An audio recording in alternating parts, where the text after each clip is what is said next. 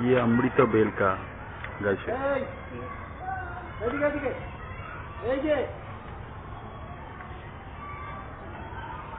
जिसमें नाम लिखा है अमृत बेल।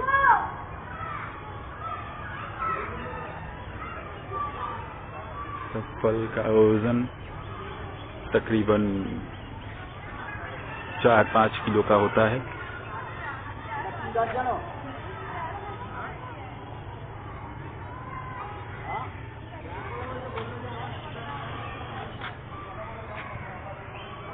লাল হয়ে যাবে বলতো মাকাল ফল বলে না, মাকাল ফল কোনো কাজে না বলে না, দেখতে সুন্দর।